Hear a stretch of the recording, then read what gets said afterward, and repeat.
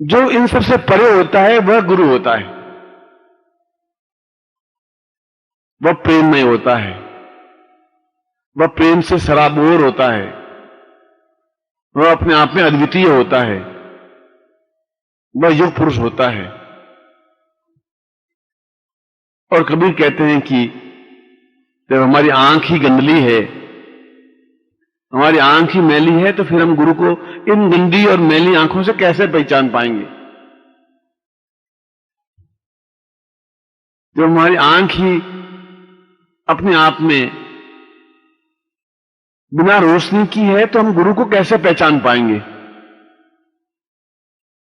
जब हमारे अंदर चालाकी और धूर्तता, मक्कारी और झूठ है, तो फिर हमारे अंदर प्रेम कैसे अंकुरित हो सकता है। इस प्रेम को अंकुरित करने के लिए तो एक भावभूमि चाहिए,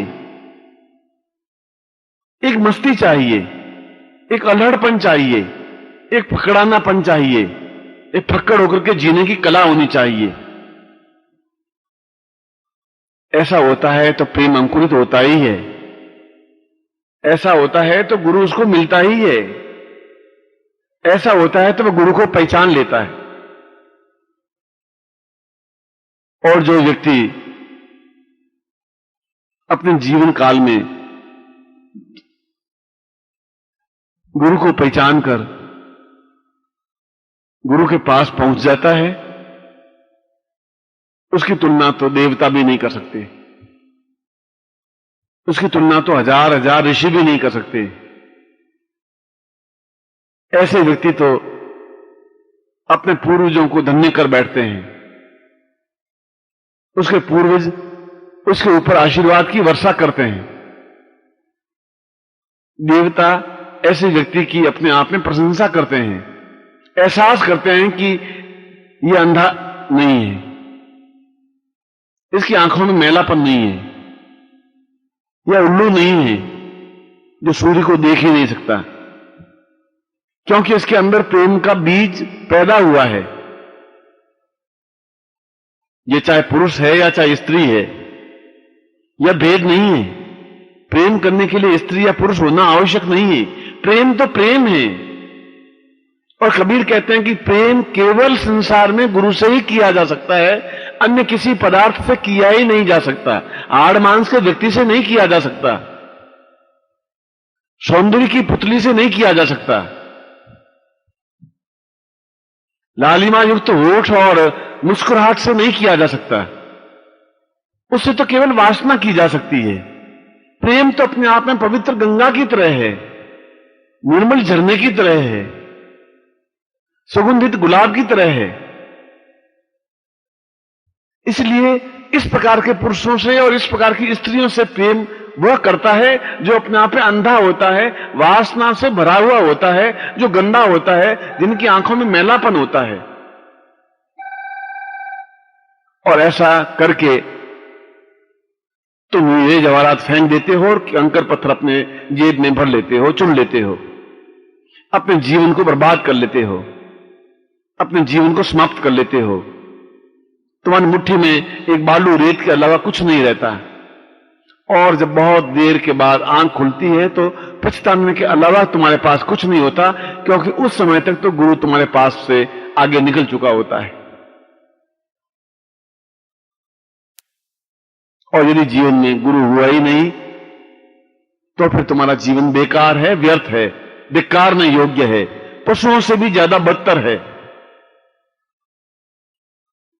क्योंकि तुम्हें ज्ञान कौन देगा, चेतना कौन देगा, तुम्हारी आंख कौन खोलेगा, तुम्हें विश्वास कौन पैदा करने में समर्थ हो सकेगा, तुम्हें कौन समझा सकेगा कि ब्रह्म क्या है, तुम्हें कौन समझा सकेगा कि यह चारों तरफ लालिमा कैसे छाई हुई है, तुम्हें कौन समझा सकेगा कि तुम्हारे हाड़ मांस से भरे हुए व्यक्ति में अपने आप में ब्रह्म का साक्षात्कार है।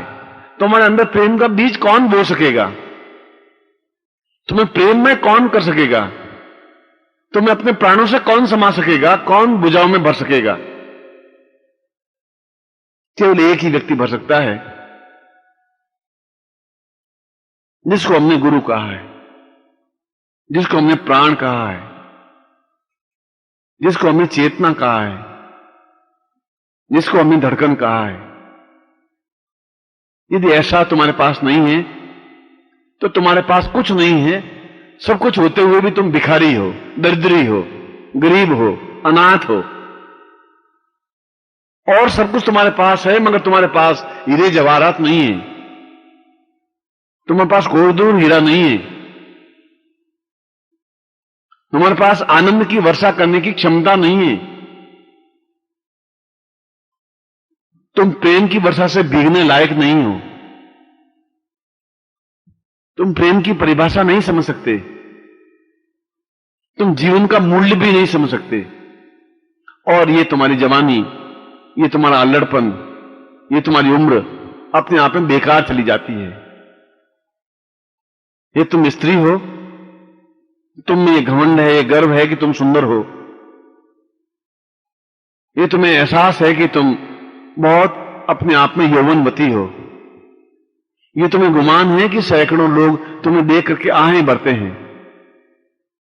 मगर तुम्हें देख के आहें नहीं भरते हैं, ये तुम्हारे आंखों की चितवन देख करके आहें भरते हैं, ये तुम्हारे हृदय की धड़कन को देख करके आहें भरते हैं, ये तुम्हारे गोरे रंग को देख करके आहें भरते हैं, तुम्हें देख करके आहें नहीं भरते हैं, तुमसे प्रेम नहीं करते हैं, तुम्हारी चमड़ी से प्रेम करते हैं, तुम्हारी आंखों से प्रेम करते हैं, तुम्हारे गालों के गुलाबीपन से प्रेम करते हैं, तुम्हें होठों के लालिमा से प्रेम करते हैं, तुम्हारे काले बालों से प्रेम करते हैं, तुम्हारे चाल से प्रेम करते हैं, तुम्हारे नखरों से प्रेम करते हैं, तुमसे प्रेम नहीं करते। इसलिए तुम तो खाली हो, तुम्हारे पास तो कुछ नहीं है, क्योंकि यह तो ढल जाएगा, ये चांदनी तो एक दिन समाप्त हो जाएगी, तुम्हारे चेहरे पर झुर्रियां आ ही जाएगी, तुम्हारी आंखों की ज्योति कमजोर हो ही जाएगी। उस समय तुम्हारे पास क्या बचेगा? न वो दीवाने बचेंगे, न तुम्हारी प्रशंसा करने वाले बचेंगे, न तुम्हारे इर्द गिर्द घूमने वाले बचेंगे, तुम्हारे दोनों हाथों में केवल मुट्ठी भर रेत होगी और आंखों में आंसू होंगे, हृदय में पश्चाताप होगा। इसके अलावा तुम्हारे पास कुछ बच ही नहीं सकता। और यदि तुम पुरुष हो तो ये समझते हो कि तुम बहुत जवान हो, तुम समझते हो कि तुम्हारा शरीर बहुत सुंदर है, तुम समझते हो कि तुम प्रेम करने की कला जानते हो, तुम समझते हो कि तुम्हारी जेब में और तुम्हारी तिजोरी में कुछ चांदी के चंद टुकड़े हैं और तुम अपने आप को बहुत महान समझ बैठे हो, तुम समझते हो कि तुम्हारा बहुत खानदान ऊंचा है, और तुम समझते हो कि तुम सब कुछ हो, मगर तुम्हारे से तो पशु ज्यादा अच्छा है, क्योंकि वह तुमसे ज्यादा सुंदर है, वह तुमसे ज्यादा उछल कूद कर सकता है, वह तुमसे ज्यादा काम कर सकता है, तुमसे ज्यादा मीठी बोली बोल सकता है, तुमसे ज्यादा रंभा सकता है, तुमसे ज्यादा वह चिल्ला सकता है, चीख सकता है। तोता भी पिंजरे में बैठ करके अनार के दाने खा सकता है, हरी मिर्च खा सकता है, मगर इन चीजों से वह प्रेम की फुहार पैदा नहीं हो सकती। धन दौलत तो रंडी के पास भी होती है, वैश्या के पास भी होती है, तुमसे अच्छे मकान उसके पास भी हैं, तुमसे ज्यादा धन दौलत उसके पास भी है, मगर फिर भी वो समाज में रंडी ही कहलाती है, वैश्या ही कहलाती है। आंख के इशारे से हम और हाथ की उंगली से हम यही कहते हैं कि साली रंडी है, और तुम भी फिर रंडी के समान ही हो, क्योंकि तुमने धन को ही सब कुछ मान बैठा है। रंडी भी धन को ही सब कुछ मान बैठती है, और जिसके पास धन होता है रंडी उससे प्यार करती है, वैश्या उसके गले लिपटती है, उसको कहती है कि मैं तुम्हारे बिना रह नहीं सकती, वह अपना सब कुछ न्यौछावर कर देने के लिए तैयार रहती है। तुम समझते हो कि यह केवल मेरी है और तुम्हारी नहीं है, वो चांदी के चंद टुकड़ों की है, और जिस दिन तुम्हारी जेब में वो नोट नहीं होंगे, वे चांदी के चंद टुकड़े नहीं होंगे, तब वह तुमसे मुंह मोड़ लेगी। इसलिए तुम जिससे प्रेम करते हो, तुम जिसे अपना समझ बैठे हो, और तुम्हारे रूप और यौवन से आप्लावित नहीं है, उसके प्रति दीवानगी नहीं है, तुम्हारा धन दौलत से आसक्ति है, वह तुमसे प्राप्त करना चाहती है या प्राप्त करना चाहता है, मगर तुम्हारा कौन है? तुम्हारे पास क्या है? तुम्हारे पास तो कुछ नहीं है, क्योंकि यह तो एक दिन समाप्त हो जाएगा। जिस दिन तुम अर्थी पर पड़ोगे, जिस दिन तुम पर कफन बिछाया जाएगा, जिस दिन तुम्हारी आंख बंद हो जाएगी, जिस दिन तुम संसान की तरफ ले जाएंगे, उस समय तुम्हारे दोनों हाथ खुले होंगे। तुम्हारी मुट्ठियों में एक बालू का कण भी नहीं होगा, रेत की एक मुट्ठी भर रेत भी तुम्हारे हाथों में नहीं हो पाएगी। और तुम्हारी आंखों में आंसू होंगे, तुम्हारे हृदय में एक पश्चाताप होगा, और तुम समझोगे कि मैंने जीवन बेकार कर दिया, बर्बाद कर दिया। और हकीकत में तुम जीवन बर्बाद कर रहे हो। हकीकत में अपने जीवन को तुम ढो रहे हो, समाप्त कर रहे हो। जो कुछ समझ रहे हो वो तुम्हारा नहीं है। इस समझने के लिए तुम्हारे अंदर प्रेम का अंकुर फूटना जरूरी है, आज से ही, इसी समय, इसी क्षण से। इसी क्षण से गुरु की पहचान कर लेनी है। और गुरु की पहचान करने के लिए एक ही शर्त है कि जिसके पास बैठने से एक आनंद की अनुभूति होती है, जिसकी आंखों में करुणा है, दया है, जिसमें प्रेम है, जिसमें ममत्व है, जो अपनी भुजाओं में तुम्हें भर करके अपने आप को सीने से बेचने के लिए तैयार बैठा है। यदि ऐसा व्यक्ति मिलता है और उसके पास बैठने से तुम्हें असीम आनंद की अनुभूति होती है, उसके पास बैठने से, गंगा में स्नान करने से एक पवित्रता का बोध होता है, वैसा होता है, तो समझ लीजिए तुमने गुरु को प्राप्त कर लिया। और यदि गुरु को प्राप्त कर लिया तो फिर छोड़िए मत, फिर कस करके उसके पांव पकड़ लीजिए। एक क्षण भी चूकिए मत, उसको दोनों बाहों में भर लीजिए।